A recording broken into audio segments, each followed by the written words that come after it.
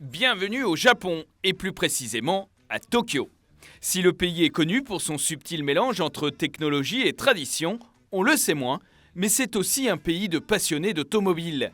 Et qui dit passionné, dit personnalisation. Il existe deux gros salons de tuning dans le monde, le très célèbre SEMA Show de Las Vegas. Hello, Turbo. Et le beaucoup moins connu mais tout aussi intéressant, Tokyo Auto Salon. Nous y sommes aujourd'hui et je vous y invite. Le tuning à la japonaise, c'est un style de personnalisation bien à part et de très haut niveau, avec depuis 2-3 ans une nouvelle tendance qui influence le reste du monde. Mais surtout aussi un art de conduire radical, fortement marqué par une discipline née ici, le drift. Alors, direction l'un des salons les plus fous de l'année, pour en prendre plein les yeux. Première particularité du Tokyo Auto Salon, les constructeurs japonais traditionnels y sont tous présents et n'hésitent pas à y dévoiler des nouveautés, à l'image du plus gros d'entre eux, Toyota. Et Toyota n'est vraiment pas venu les mains vides ici au Tokyo Auto Salon. Vous connaissez tous leur prototype qui court aux 24 heures du Mans, la célèbre TS 050. Mais évidemment, on rêverait tous de pouvoir la conduire sur la route, mais c'est absolument inimaginable. Eh bien, le rêve va devenir réalité. Voici la GR Supersport Concept. Et quand vous déshabillez la Supersport Concept, eh bien, en dessous, on a bien la base technique de la TS 050.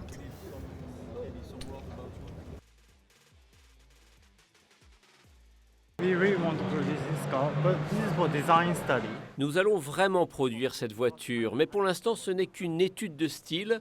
Nous étudions toujours à quoi doit ressembler une supercar hyper performante, et c'est l'une des possibilités. Et chez Honda, son Challenger n'est pas en reste. Alors chez Honda, on fait l'inverse de chez Toyota. C'est à partir d'une voiture de route, on en fait une voiture de course. C'est la version GT3 de la NSX. Dans l'opération, la NSX a maigri de 500 kg, perd ses 4 roues motrices pour devenir une propulsion et gagne une boîte séquentielle à 6 rapports et un aileron de belle taille. Ticket d'entrée au monde de la course, 465 000 €. Mais il y en a aussi pour les véhicules grand public de la marque, avec ce CR-V qui nous montre un peu ce que propose ici au Japon Honda en termes de personnalisation.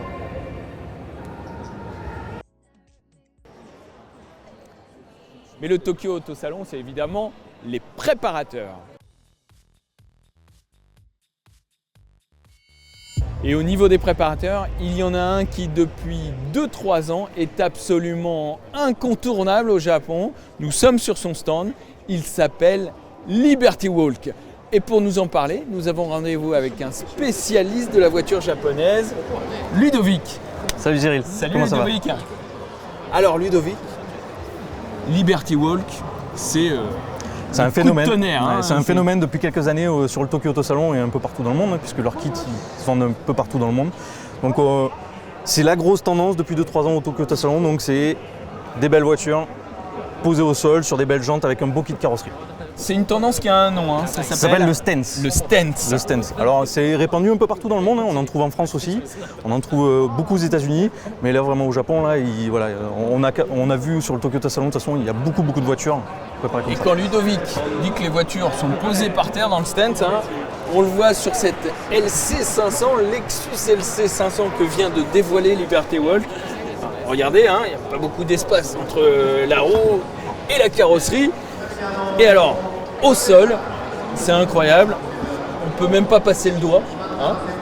Évidemment, Ludovic, là, on ne peut pas conduire comme ça. Non, il ne roule pas comme ça, elle est montée sur des suspensions pneumatiques, donc dès qu'ils ont besoin de déplacer la voiture, ils la relèvent, donc ils peuvent rouler. Champion du stance qu'il a largement contribué à populariser, Liberty Walk est un ovni.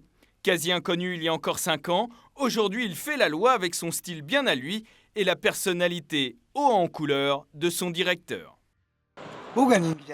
Quand j'avais 18 ans avec mes potes, on admirait les voitures de course de l'époque, avec des carrosseries élargies.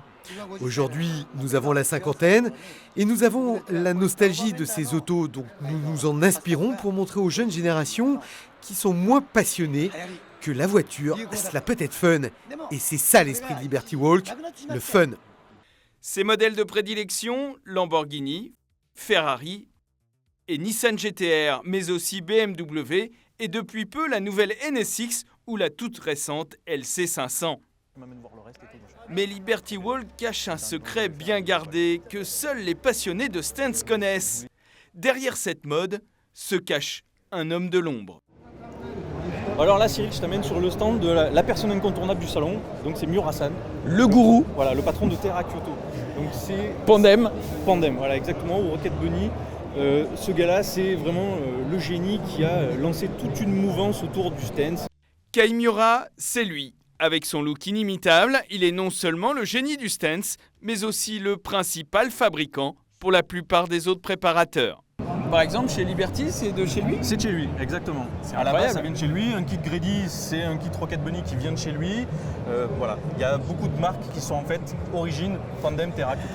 C'est un peu le sous-marin du tuning japonais. J'ai même envie de te dire, là, on a même envie de dire, c'est même pas le Tokyo Auto Salon, c'est le Miura Auto Salon, quoi, parce que 80% des voitures sont équipées. Et justement, on a une grande chance, c'est qu'on a pu le rencontrer. J'ai commencé en fabriquant des décors pour les parcs d'attractions de Disney. Et dans le même temps, j'adorais les voitures. Alors c'est naturellement que mon travail et ma passion se sont rejoints.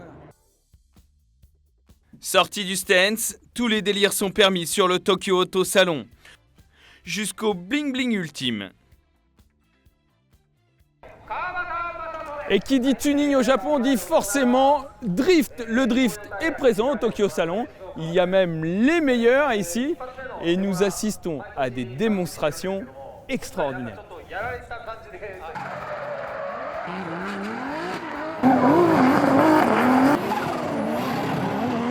Alors Ludo, bon, en France c'est un peu compliqué, hein, le drift, ça vit des aventures Tumultueuse, on va dire. tumultueuses. Voilà. En revanche ici c'est toujours, on le voit, aussi fort. Bah, c'est né au Japon, donc déjà les Japonais sont vraiment, vraiment passionnés par ce sport-là. La technologie a vachement évolué, a énormément évolué sur ce sport et donc ils mettent les moyens. On voit que les constructeurs s'investissent et que les voitures sont de plus en plus performantes, de plus en plus abouties au niveau de la préparation. Les battles ça devient n'importe quoi. C'est plus 2, c'est 3, c'est 4. C'est même toutes les voitures du plateau. Alors c'est spécifique vraiment au salon et au TAS. Tous les ans pour montrer ce que les pilotes savent faire, ils font ce qu'on appelle un drift train en fait. Et ils envoient 8, 9, 10 pilotes en même temps. Et c'est magnifique de les voir rouler parce qu'ils sont synchro, ils sont très proches les uns des autres. Et ça il n'y a qu'ici qu'on voit ça, quoi. Oui, définitivement, le Tokyo Auto Salon n'est comme aucun autre salon. Il est, à l'image des Japonais, unique au monde.